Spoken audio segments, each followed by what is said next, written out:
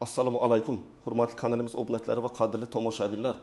Bugun siz bilan shunday muhim va dolzarb mavzu haqida gaplashamizki, bu ma'lumot har bir fuqaro, ayniqsa 20 yoki 25 yillik mehnat stajiga ega bo'lgan pensionerlar va pensiya yoshiga yaqinlashayotganlar uchun hayotiy ahamiyatga ega. Ushbu videoni oxirigacha diqqat bilan tomosha qilishingizni so'rayman. Chunki unda keltirilgan har bir tafsilot sizning pensiya ta'minotingiz, moddiy ahvolingiz va kelajagingizga bevosita ta'sir qilishi mumkin. Bu shunchaki ogohlantirish emas. Bu aniq harakatlar rejasidir. Hozirdayoq kanalimizga obuna bo'lishni va ushbu videoga like bosishni unutmang.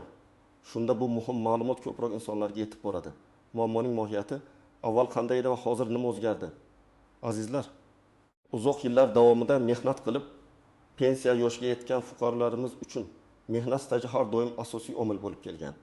Ilgari pensiya ta'minoti tizimida, ayniqsa mehnat stajini hisoblash va pensiya miqdorini belgilashda ma'lum bir barqaror qoidalar amalda edi. Misol uchun, ko'pchilikning yodida bo'lsa, ayollar uchun 20 yil, erkaklar uchun esa 25 yil mehnat staji umumiy pensiya yoshida pensiyaga chiqish uchun asosiy mezonlardan biri edi. Bu qoidalar tushunarli edi va ko'pchilik fuqarolar o'z mehnat daftarchalaridagi yozuvlar asosida pensiya miqdorini taxminan bilardi. Pensiya hisoblash formulalari asosan oxirgi yillardagi ish haqi miqdoriga va jamg'arilgan stajga bog'liq bo'lgan. Biroq so'nggi yillarda mamlakatimizda pensiya ta'minoti tizimini takomillashtirish bo'yicha jiddiy islohotlar amalga oshirildi. Bu islohotlarning asosiy maqsadi pensiya tizimini yanada adolatli, shaffof va har bir fuqaroning mehnatiga munosib baho beradigan holga keltirishdir. Xususan, pensiya qonunchiligiga kiritilgan o'zgarishlar mehnat stajini hisoblash tartibiga, pensiya miqdorini belgilash usullariga va ba'zi hollarda hatto pensiyaga chiqish shartlariga ham sezilarli ta'sir ko'rsatdi. Eng muhim o'zgarishlardan biri bu pensiya hisoblashda ish haqi hisobotining elektron tizimga o'tkazilishi. Stajni raqamlashtirish va pensiya miqdorini hisoblashda ba'zi davrlardagi ish haqi koeffitsentlarining qayta ko'rib chiqilishi. Natijada ilgari amalda bo'lgan ba'zi eski qoidalar o'z ahamiyatini yo'qotdi yoki butunlay yangicha talqin qilina boshladi. Bu esa o'z navbatida II yoki 25 yillik stajga ega bo'lgan pensionerlar va ularga yaqinlashayotgan fuqarolarning pensiya miqdorlariga bevosita ta'sir ko'rsatishi mumkin. Ko'pchilik bu o'zgarishlardan bexabar qolmoqda yoki ularning o'z pensiyasiga qanday ta'sir qilishini tushunmayapti. Aynan shu sababli bugungi ma'lumot juda muhimdir. Asosiy qism 1. Nimalarni bilish kerak? Kimlar xavotirlanishi kerak va kimlar xavotirlanmasligi kerak? Avvalo, shuni tushunib olishimiz kerakki, 20 yoki 25 yillik mehnat staji shunchaki bir raqam emas. Bu sizning umringizning katta qismini mehnatga bag'ishlaganingiz. Mamlakatimiz iqtisodiyotiga qo'shgan hissangizning yorqin dalili. Pensiya tizimidagi yangi o'zgarishlar aynan shu stajga ega bo'lgan shaxslar uchun ba'zi yangi imkoniyatlar yoki aksincha e'tiborsizlik oqibatida yo'qotilishi mumkin bo'lgan huquqlarni yuzaga keltirdi. Kimlar xavotirlanishi kerak? Birinchidan, hozirda pensiya olib turgan va mehnat stajyorlar uchun 20 yil. Erkaklar uchun 25 yilga teng yoki undan bir oz ko'proq bo'lgan pensionerlarimiz. Nega aynan sizlar?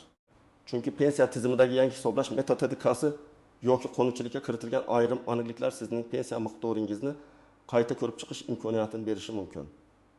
Misol uchun, agar sizning pensiyangiz 2019 yilgacha bo'lgan qoidalar asosida hisoblangan bo'lsa va sizning mehnat stajingizda aynan o'sha 20-25 yillik davr ichida yuqori ish haqi olgan davrlar bo'lgan bo'lsa, lekin u eski tizimda to'liq inobatga olinmagan bo'lishi mumkin. Endilikda elektron ma'lumotlar bazasi va yangi hisoblash formulalari orqali sizning pensiyangizni yanada adolatli hisoblash imkoniyati paydo bo'lgan. Bu asosan eng yaxshi 5 yillik ish haqi haqidagi qoidaning kengaytirilishi va stajni tasdiqlovchi hujjatlarning raqamlashtirilishi bilan bog'liq. Sizning mehnat daftarchangizdagi har bir yozuv, har bir tashkilotdagi ish stajingiz qanchalik to'g'ri qayd etilganini tekshirish muhim. Ba'zi ish beruvchilar tomonidan sug'urta badallari to'lanmagan yoki noto'g'ri to'langan bo'lishi mumkin. Bu esa stajni noto'g'ri hisoblashga olib keladi. Ikkinchidan, pensiya yoshiga yaqinlashayotgan va mehnat staji 20 yoki 25 yilga yetgan yoki unga yaqinlashgan fuqarolar. Sizlar uchun bu ma'lumot yanada muhim. Chunki siz hali pensiya rasmiylashtirish jarayonida emassiz. Sizda o'z mehnat stajingizni to'g'rilash, yetishmayotgan hujjatlarni to'plash, pensiya ta'minoti bo'limida dastlabki maslahatlar olish uchun vaqt bor. Siz o'z stajingizning har bir yilini, hatto ba'zi holatlarda stajiga qo'shiladigan maxsus davrlarni, masalan, bolani parvarishlash davri, harbiy xizmat davri, oliy o'quv yurtlarida o'qish davri to'g'ri hisoblatganingizga ishonch hosil qilishingiz shart. Aks holda kichik bir kamchilik ham kelajakdagi pensiya miqdorining sezilarli darajada kamayishiga olib kelishi mumkin. Kimlar xavotirlanmasligi kerak? Aslida bu ma'lumot barcha uchun foydali, lekin agar sizning pensiyangiz yaqinda, ya'ni 2020 yildan keyin yangi qoidalar asosida hisoblangan bo'lsa va sizda barcha hujjatlar tartibda bo'lsa, sizning holatingizda qayta hisoblashga ehtiyoj kamroq bo'lishi mumkin. Shuningdek, agar sizning mehnat stajingiz 20 yoki 25 yildan ancha ko'p bo'lsa va pensiya miqdoringizdan to'liq qoniqsangiz, siz uchun ham zudlik bilan harakat qilish talab etilmaydi. Biroq har qanday holatda ham o'zingizning pensiya ta'minoti bo'yicha ma'lumotlarni tekshirib ko'rish ortiqchalik qilmaydi. Axir bu sizning haqqingiz va siz uni to'liq olishga haqlisiz. Keling, bir nechta aniq misollarni ko'rib chiqaylik. Bir misol, Dilfuza opa, 65 yoshli pensioner. U 2005 yilda 23 yillik mehnat staji bilan pensiyaga chiqqan. Asosan to'qimachilik sanoatida ishlagan. Pensiyasi o'sha paytdagi qonunlar va ish haqi ma'lumotlari asosida hisoblangan. Uning mehnat daftarchasida barcha yozuvlar mavjud, ammo ish haqini tasdiqlovchi ba'zi ma'lumotnomalar yo'qolib ketgan. Yangi tizimga ko'ra, pensiya jamg'armasi barcha ish haqini elektron bazadan olishi mumkin. Ammo agar elektron bazada Dilfuza opaning aynan 1991 yildan 2000 yilgacha bo'lgan eng yuqori maosh olgan davri haqida to'liq ma'lumot bo'lmasa, uning pensiya o'sha davrdagi o'rtacha ish haqidan kelib chiqib hisoblangan bo'lishi mumkin. Dilfuza opa o'zining pensiya miqdorini qayta ko'rib chiqish uchun pensiya jamg'armasiga murojaat qilishi kerak.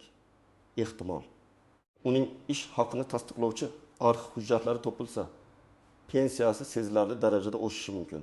Agar uning 20 yildan ortiq stajining bir qismi og'ir va zararli sharoitlardagi ishlarga to'g'ri kelsa, unda imtiyozli pensiya huquqi ham qayta ko'rib chiqilishi mumkin. Bu esa unga qo'shimcha imkoniyatlarni ochadi. Ikki misol. Akmal aka 78 yoshli fuqaro. U 25 yil 3 oy mehnat stajiga ega. Uning pensiya yoshiga chiqishiga 2 yil qoldi. Akmal aka o'zining barcha mehnat stajini yagona milliy mehnat tizimi (YMMS) orqali tekshirib ko'rish shart. Ehtimol so'nggi ish beruvchilaridan biri uning ish haqi haqidagi ma'lumotlarni to'liq kiritmagan yoki ba'zi bir sug'urta badallarini to'lashda kamchiliklarga yo'l qo'ygan bo'lishi mumkin. Agar Akmal aka buni hozir aniqlasa, pensiyaga chiqishiga qadar ushbu kamchiliklarni bartaraf etish uchun yetarli vaqti bo'ladi. Masalan, agar uning 25 yil stajining so'nggi 5 yili nisbatan past maoshli ishga to'g'ri kelgan bo'lsa, lekin undan oldingi 5 yilda yuqori maosh olgan bo'lsa, yangi qoidalarga ko'ra pensiya hisobida istalgan 5 yil tanlash mumkinligi inobatga olib, Akmal aka pensiya jamg'armasiga murojaat qilib, o'zining eng yuqori maosh olgan davrlarni hisobga olishni so'rashi mumkin. Bu uning kelajakdagi pensiya miqdoriga katta ijobiy ta'sir ko'rsatadi. 3 misol. Madina opa 45 yoshli ayol. U hozirda 12 yillik mehnat stajiga ega. Uning maqsadi kamida 20 yil stajga ega bo'lib, pensiya yoshiga yetganda to'liq pensiya olish.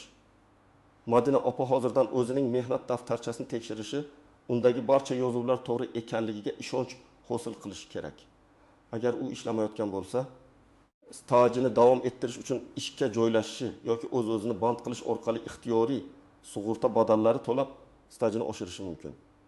Shuningdek, agar Madina opa farzand parvarish ta'tilida bo'lgan bo'lsa, bu davrning stajga qanday hisoblanishini aniqlash kerak. Misol uchun 3 yoshga to'lguncha farzand parvarishlash davri jami bo'lib 30 yil stajga qo'shilishi mumkin. Bu kabi nuans Madina opaga keyinchalik katta foyda keltiradi. Asosiy qism 2.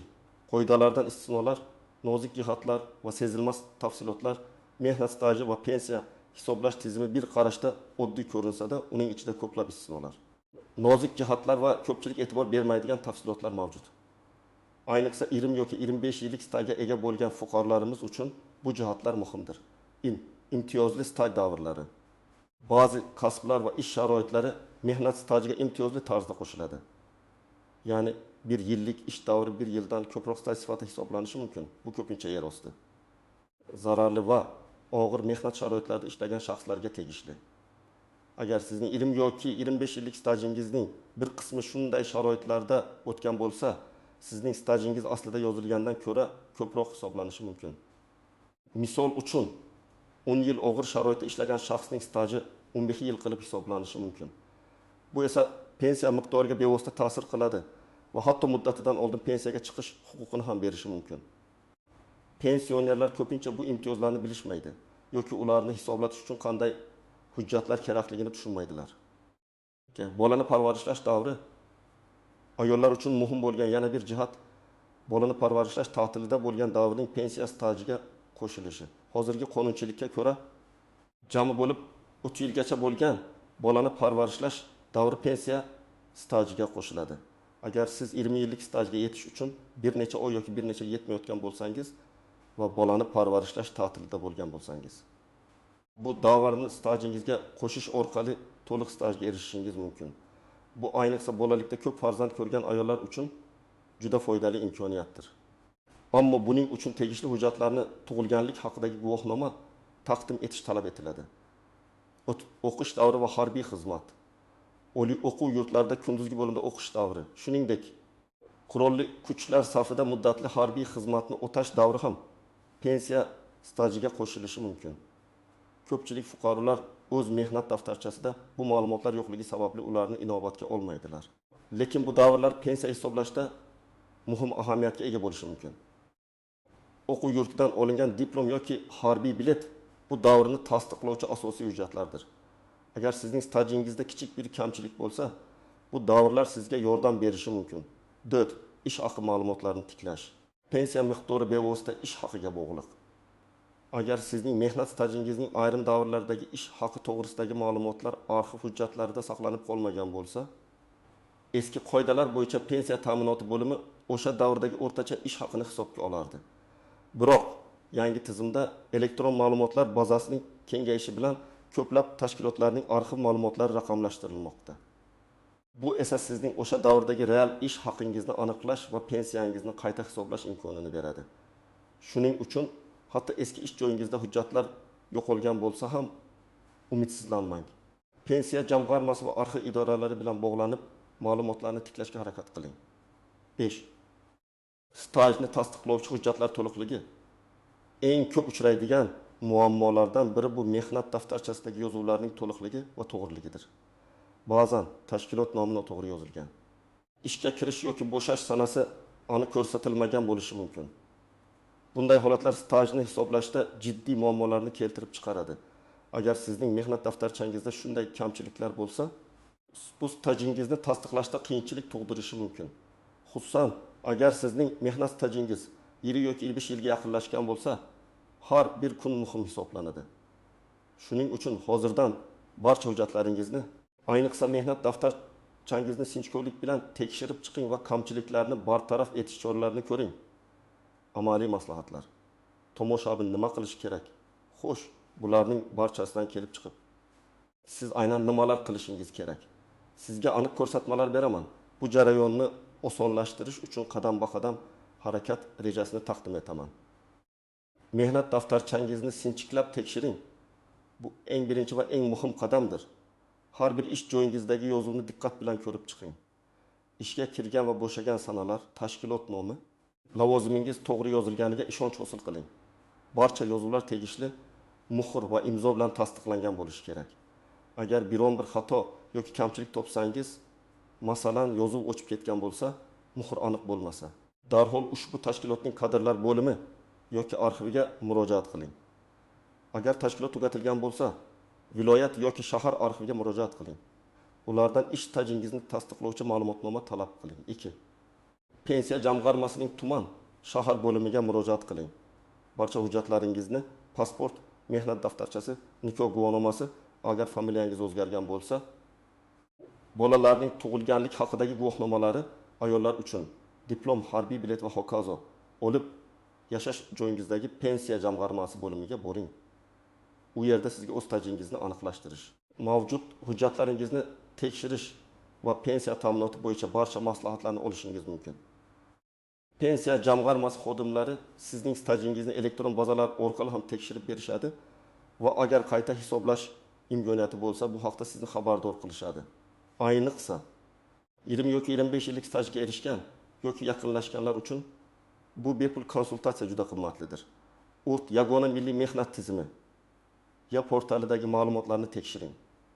Bugungi kunda barcha mehnat staji va ish haqi ma'lumotlari elektron tarzda ya AMS tizimida jamlanmoqda. My Mehnat.uz portali orqali o'zingizning shaxsiy kabinetingizga kirib, o'zingizning mehnat stajingiz, ish haqingiz va to'langan sug'urta badallari haqidagi ma'lumotlarni tekshirishingiz mumkin. Agar ushbu tizimdagi ma'lumotlarda kamchiliklar yoki noto'g'ri yozuvlar mavjud bo'lsa, darhol so'nggi ish beruvchingizga yoki pensiya jamg'armasiga murojaat qilib, ularni tuzatishni talab qiling. Bu kelajakda sizning pensiyangizni to'g'ri hisoblash uchun juda muhimdir. 4. Ariza yozing. Agar sizning pensiyangizni qayta hisoblash uchun asoslar mavjud bo'lsa, masalan, sizning stajingizdagi ayrim davrlar imtiyozli hisoblanishi kerak bo'lsa, yoki ish haqi ma'lumotlaringiz to'liq inobatga olinmagan bo'lsa, pensiya jamg'armasiga rasmiy ariza bilan murojaat qiling. Arizada o'z so'rovingizni aniq bayon eting va barcha mavjud hujjatlaringizni ilova qiling. Arizangizning nusxasini o'zingizda saqlab qolishni unutmang. 5. Qo'shimcha ma'lumotnomalar to'plang. Agar sizning mehnat stajingizdagi ba'zi davrlar haqida ma'lumotlar yetarli bo'lmasa, eski ish joylaringizdan agar ular mavjud bo'lsa, ish haqi va staj haqida ma'lumotnomalar olishga harakat qiling. Tashkilot tugatilgan bo'lsa, arxiv idoralaridan tegishli ma'lumotnomalarni talab qiling. Har qanday ma'lumotnomani olishda uning qonuniy kuchga ega ekanligiga, to'g'ri rasmiylashtirilganiga, muhri va imzosi borligiga ishonch hosil qiling. 6. Maslahat olishdan cho'chmang. Pensiya tizimi murakkab bo'lishi mumkin. Agar siz biror jihatni tushunmasangiz, bir necha marta pensiya jamg'armasining turli xodimlaridan maslahat oling. Agar shubhalaringiz bo'lsa, huquqshunos yoki pensiya bo'yicha mutaxassisdan ham qo'shimcha maslahat olishingiz mumkin. Ba'zan kichik bir maslahat katta foyda keltirishi mumkin. Xulosa va yakuniy chorlov, aziz do'stlar, bugun biz juda muhim mavzuni muhokama qildik. Esingizda bo'lsin, pensiya ta'minoti bu shunchaki nafaqa emas, balki bu sizning uzoq yillik mehnatingiz uchun davlat tomonidan kafolatlangan hayotingizning muhim bir qismidir. 20 yoki 25 yillik mehnat stajiga ega bo'lgan fuqarolar va pensionerlar uchun yuqorida aytib o'tilgan har bir jihat katta ahamiyatga ega bo'lishi mumkin. O'zingizning huquqlaringizni bilish va ulardan foydalanish bu sizning majburiyatingizdir. Hech qachon o'z haqingizni talab qilishdan uyalmang. Hozirdayoq yuqoridagi amaliy maslahatlarga amal qilishni boshlang. Biror narsa sizga tushunarsiz bo'lsa, ushbu videoni qayta ko'ring, tafsilotlarga e'tibor bering. Sizning harakatingiz bugun ertangi farovonligingizning garovidir. Umid qilamanki, ushbu ma'lumot siz uchun foydali bo'ldi. Sizning fikringiz biz uchun juda muhim. Iltimos, o'z savollaringizni, fikrlaringizni va boshqa tajribalaringizni izohlarda yozib qoldiring. Bu boshqa tomoshabinlarga ham yordam beradi. Videoga like bosishni va kanalimizga obuna bo'lishni unutmang. Shunda biz yanada ko'proq foydali ma'lumotlarni sizga yetkazishda davom etamiz. O'zingizni va yaqinlaringizni asrang. Keyingi videolarda ko'rishguncha.